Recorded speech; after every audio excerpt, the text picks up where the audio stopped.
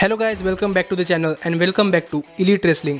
तो गाइज आज भी हम AEW के बहुत ही बड़े और बहुत सारे अपडेट्स के बारे में बात करने वाले हैं। और गाइज आज इस वीडियो के अंदर हम जानेंगे कि केनी ओमेगा के AEW के अंदर रिटर्न को लेकर कौन सी इंटरेस्टिंग अपडेट सामने आ रही है। पिछला साल AEW के लिए एक काफी शानदार साल रहा है, जिसके साथ ही हम जानने वाले हैं कि डेनियल गार्सिया के फ्यूचर पर खुद डेनियल गार्सिया ने क्या कहा। AEW का एक स्टार इंजर्ड हो चुका है और इसके साथ ही हम जानेंगे कि ओकाडा की AEW के अंदर आने की स्टेटस क्या है। तो ये सब बातें जानने के लिए ये वीडियो एकदम आखिर तक जरूर देखना। और गाइस ऐसे ही AEW से रिलेटेड हर एक न्यूज, रूमर और अपडेट और AEW के हर एक शो का रिव्यू पाने के लिए हमारे चैनल को सब्सक्राइब करना मत भूलना। पर गाइस अब ज्यादा देर न लगाते हुए चलिए ये वीडियो शुरू करते हैं। और सबसे पहले बात करते हैं डेनियल गार्सिया की और जानते हैं कि हाल ही में डेनियल गार्सिया ने अपने फ्यूचर पर क्या कहा। तो गाइज अगर आप AEW के अंदर गार्सिया को फॉलो कर रहे हैं तो आपको तो पता ही होगा कि पिछले कुछ महीने गार्सिया के लिए AEW के अंदर काफी शानदार महीने रहे हैं, जहां पर गार्सिया ने काफी हाई कैलिबर मैचेस दिए हैं। और हाल ही में गार्सिया एक काफी खतरनाक स्टील केज मैच का भी पार्ट थे।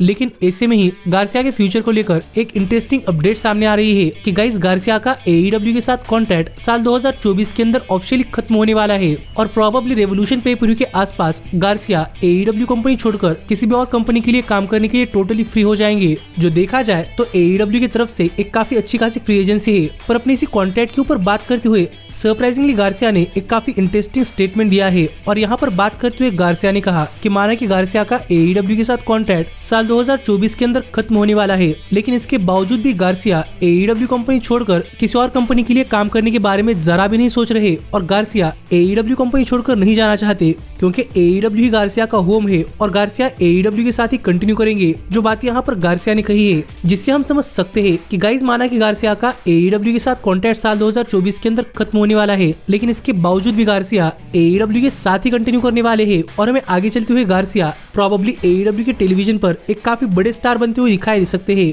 इसलिए गाइज यहाँ पर देखने के लिए मजा आएगा कि आगे चलते हुए गार्सिया AEW के टेलीविजन पर कितना कमाल करते हैं, स्पेशली तब जब इन्होंने फाइनली अनाउंस कर दिया है कि AEW कंपनी छोड़कर नहीं जाने वाले। और इसीलिए मुझे लगता है कि AEW गार्सिया पर हेवीली इन्वेस्ट करेगी। तो गार्सिया के फ्यूचर के लिए गुड लक विश कर फिलहाल के लिए हम आगे बढ़ते हैं और जरा बात करते हैं AEW के एक और सुपरस्टार की, जो कि इंजर्ड हो चुका है। तो गाइज आपको तो पता ही होगा कि रेसलिंग इंडस्ट्री के अंदर इंजरीज होती रहती है, और वो भी उस टाइम पर जैसा कि हमने कभी सोचा नहीं था। और आपको तो पता ही होगा कि हाल फिलहाल में पंक भी इंजर्ड हुए हैं। लेकिन गाइज AEW के अंदर भी एक इंजरी हुई है, और ये किसी और की नहीं बल्कि लेफ्ट हेक्सागन इनोबले फैक्शन के लीडर यानी कि रूश की है। और हाल ही में रूश को लेकर ऐसी अपडेट सामने आ रही है कि रूश AEW के कॉन्टिनेंटल क्लासिक कप टूर्नामेंट के अंदर अपने टूर्नामेंट मैचेस के दौरान ही इंजर्ड हो चुके थे। और इसी वजह से रूश हमें AEW के कॉन्टिनेंटल क्लासिक कप टूर्नामेंट के बाद AEW के टेलीविजन पर नहीं देखने को मिल रहे। और यहाँ पर बताया जा रहा है कि रूश को अपने लेफ्ट लेग के अंदर प्रॉब्लम थी, जहाँ पर हमने कॉन्टिनेंटल क्लासिक कप टूर्नामेंट के मैचेस के अंदर भी देखा था कि रूश अपने पैरों पर पट्टियां बांधकर रेसल कर रहे थे। और तब देखने में तो नहीं लग रहा था कि रूश की इंजरी काफी सीरियस है, पर अब रूश ने इतना सारा टाइम ऑफ लिया है, जो देखकर लग रहा है कि प्रोबेबली रूश की इंजरी एक काफी सीरियस इंजरी है। पर हमें अब तक नहीं पता कि रूश को अपने इस इंजरी से रिकवर करने के लिए कोई सर्जरी करवानी पड़ने वाली है या फिर रूश नेचुरली ठीक हो सकते हैं। और अब तक रूश के रिटर्न पर भी कोई अपडेट सामने नहीं आए कि हमें रूश कब तक वापस आते हुए दिखाई दे सकते हैं। तो देखना पड़ेगा कि रूश की इंजरी कब तक ठीक होती है और हमें रूश कब तक AEW के अंदर वापस आते हुए दिखाई देते हैं, क्योंकि वो भी ऐसे स्टार है जो कि काफी बढ़िया मैचेस डिलीवर कर सकते हैं। पर फिलहाल के लिए हम आगे बढ़ते हैं और बात करते हैं हमारे अगले अपडेट की और जानते हैं कि साल 2023 साल AEW के लिए कैसे कितना बड़ा साल रहा है। तो गाइज अगर आप AEW को फॉलो करते हैं तो आपको तो पता ही होगा कि पिछला साल AEW के लिए काफी बड़ा साल रहा है, जहाँ पर AEW ने फर्स्ट टाइम वेम्बली स्टेडियम के अंदर जाकर एक काफी बड़ा शो भी किया था और अपना एक नया शो कोलिजन भी अनाउंस किया था। और पिछला साल AEW के लिए मोमेंटम वाइज एक काफी बढ़िया साल रहा है। पर गाइज पिछले साल के अंदर AEW ने एक काफी बढ़िया चीज अचीव की है, जो कि हाल फिलहाल में वार्नर मीडिया ने अनाउंस करते हुए बताई है। और हाल ही में वार्नर मीडिया ने अपने लेटेस्ट न्यूज लेटर के अंदर एक काफी बड़ी चीज अनाउंस की कि पिछले साल AEW के पूरे शोज की व्यूअरशिप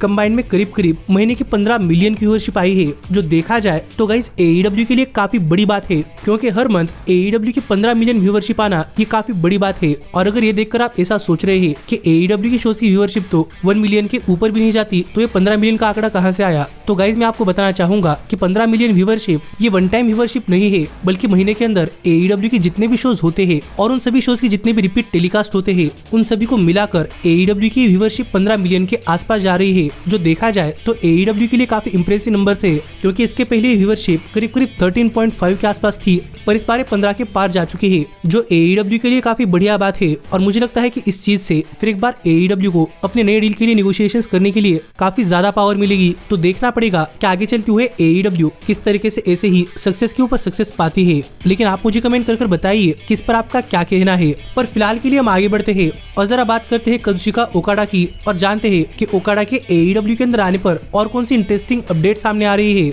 तो गाइस, अब तक मुझे लगता है कि आपको ये तो फाइनली पता चल चुका होगा कि ओकाडा WWE के अंदर नहीं जाने वाले, क्योंकि ओकाडा को WWE ज्वाइन करने के लिए सबसे मेन स्पॉट रॉयल रंबल कहा जा रहा था, जहां पर तो ओकाडा नहीं गए। पर ऐसे में मुझे लगता है कि मैंने हाल फिलहाल की कुछ रिपोर्ट्स के अंदर सुना था कि प्रोबेबली WWE ओकाडा को अपने मेन रोस्टर पर लाने के बजाय NXT के अंदर भेजने के बारे में सोच रही है। जो देखा जाए तो क्लियरली ओकाडा की एक काफी बड़ी डिसरिस्पेक्ट है, क्योंकि ओकाडा ऐसा सुपरस्टार है जिसने पूरे न्यू जापान को कैरी किया है।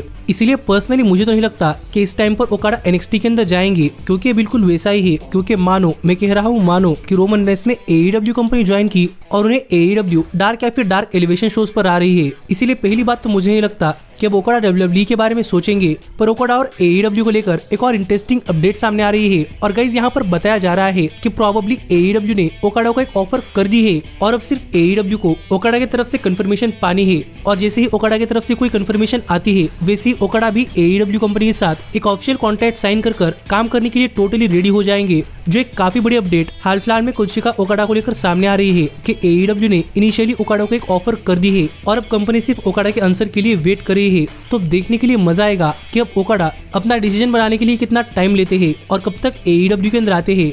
पर मुझे लग रहा है कि ओकाडा का AEW के अंदर आना ये इनएविटेबल है। जिस पर आपका क्या कहना है आप मुझे कमेंट कर बताइए। पर फिलहाल के लिए हम आगे बढ़ते हैं और जरा बात करते हैं केनी ओमेगा की और जानते हैं कि हाल फिलहाल में केनी ओमेगा को लेकर कौन सी इंटरेस्टिंग अपडेट सामने आ रही है। तो गाइज, अगर आप ओमेगा को फॉलो करते हैं तो आपको तो पता ही होगा कि ओमेगा AEW कंपनी के टॉप रेसलर्स में से एक है और वो मेरे फेवरेट भी है। और जब हमने लास्ट टाइम ओमेगा को देखा था, तब ओमेगा जेरिको के साथ मिलकर टैग टीम चैंपियनशिप्स के लिए जाने वाले थे। पर तब हमें एक काफी अनफॉर्चुनेट न्यूज पता चली कि ओमेगा को उनके हर्निया के अंदर काफी प्रॉब्लम हो रहा है, जिसके चलते ओमेगा को काफी जल्दबाजी के अंदर हॉस्पिटलाइज कर दिया गया था। और यहाँ पर डॉक्टर्स का कहना था कि अगर ओमेगा हॉस्पिटलाइज होने के लिए और थोड़ी भी देर करते तो प्रोबेबली ओमेगा की लाइफ के साथ 50-50 चांसेस थे कि ओमेगा मर भी सकते थे। जो देखा जाए तो ओमेगा को लेकर एक काफी बुरी अपडेट थी। लेकिन गाइस, ऐसे में ही ओमेगा की रिकवरी पर एक काफी पॉजिटिव अपडेट सामने आ रही है। और यहाँ पर बताया जा रहा है कि इनिशियली डॉक्टर्स सोच रहे थे कि ओमेगा की रिकवरी करने के लिए ओमेगा की एक सर्जरी की जाए, लेकिन इससे पहले ही ओमेगा के बॉडी पर काफी सारे सर्जरीज हो चुके थे। इसीलिए डॉक्टर्स इस सर्जरी के साथ जाने से पहले